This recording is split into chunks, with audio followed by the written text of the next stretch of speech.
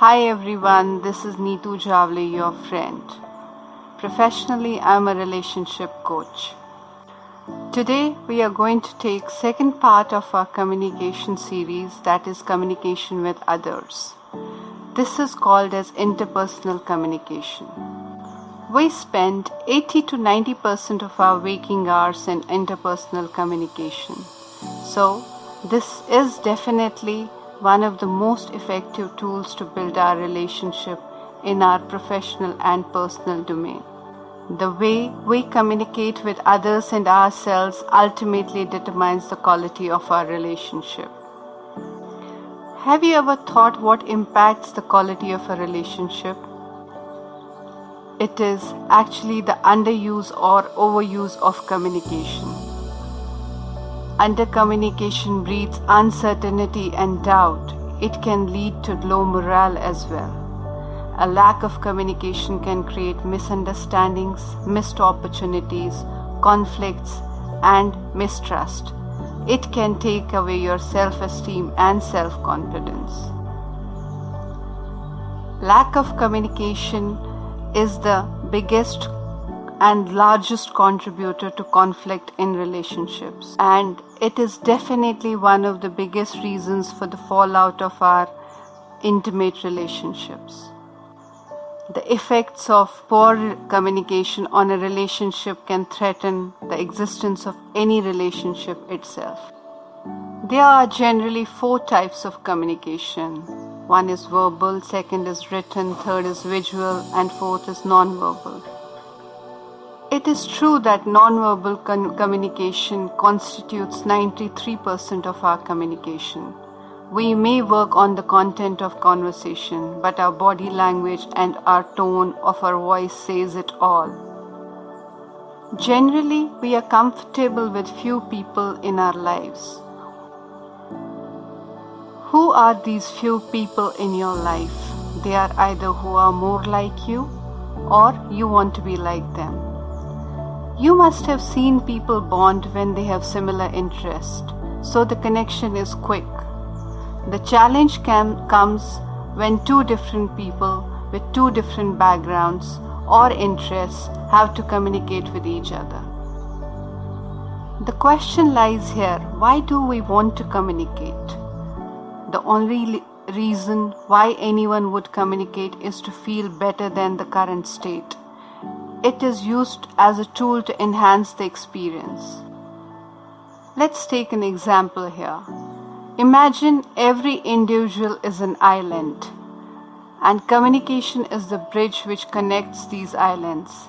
So to communicate effectively with each other, we want these bridges to be strong, open, and without any hurdles.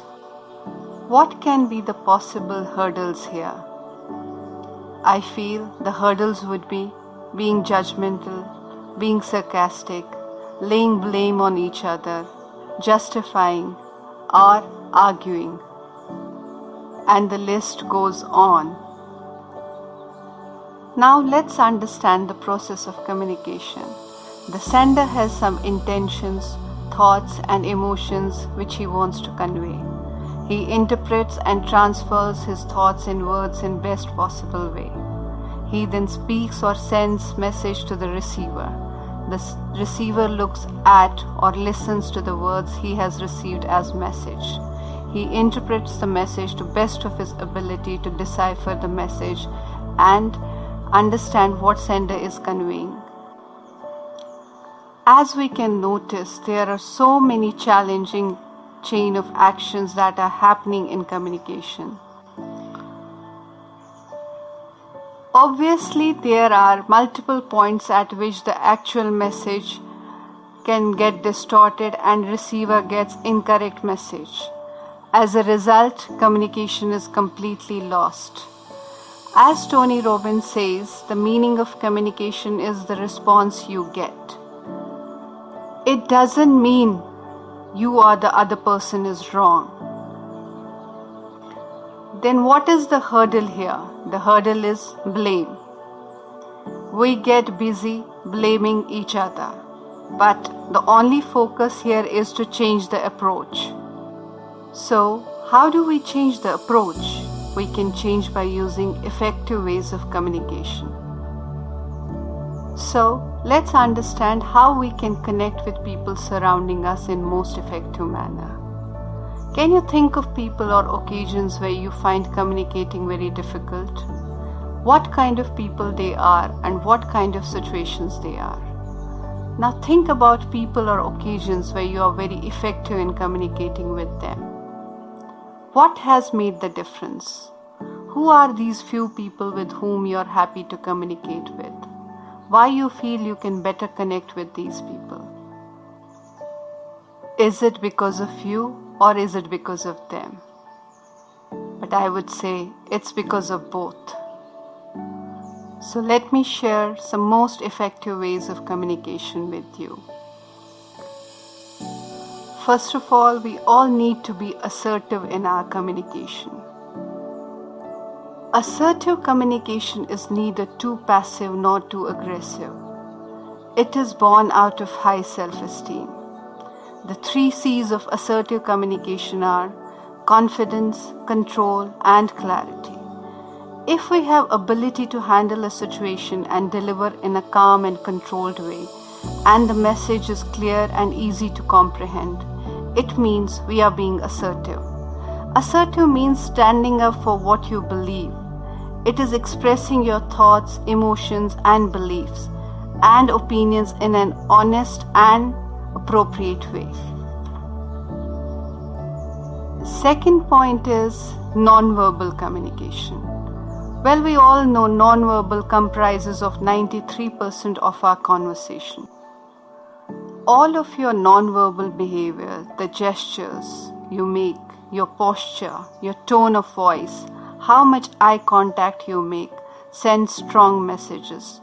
They can put somebody at ease, build trust, and draw towards you, or they can offend and undermine what you are trying to convey. But when your non-verbal signal matches up with the words you are saying, they increase trust, clarity, and rapport. Third is open-minded. It helps you to learn and grow. You're more receptive to other people's ideas. Open-mindedness makes you more empathetic for other people. It makes you humble and curious to hear what others think. Last but not the least is the engaged listener or deep listener. And this is my favorite tool. While communicating with others, we often focus on what we should say. However, effective communication or deep communication is less than about talking and more about listening. Listening means not just understanding the words or the information being communicated, but also understanding the emotions the speaker is trying to convey. There's a difference between listening and deep listening. When we deep listen, we understand not only what is said, but also what is unsaid. Listening is not the same as waiting for your turn to talk. You can't concentrate on what someone is saying if you're forming what you're going to say next. Often the speaker can read your facial expressions and know that your mind is elsewhere. Listening is a process of inclusion where two humans connect on a very deeper level. Let's come to today's exercise now.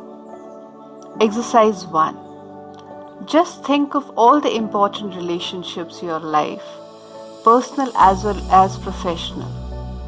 Where do you think your bridge needs to be strong? What hurdles are you facing to connect yourself? Exercise 2. Are you ready to work on these hurdles? If yes, how are you going to do it? Exercise 3. What effective tools you have thought can be used to overcome these hurdles? Before we end, I would like you to introspect. Is your preconceived notion or your prejudice coming in the way of your communication with others? Think about it and take your time. Communication is a bridge where two people come together and accept each other unconditionally without any hurdles. It's a place where you are allowed to be vulnerable and not afraid to be judged. That's all for today. Tomorrow, we are going to see how expectations become hurdle in accepting our relationships. Till then, stay home, stay safe, and stay tuned.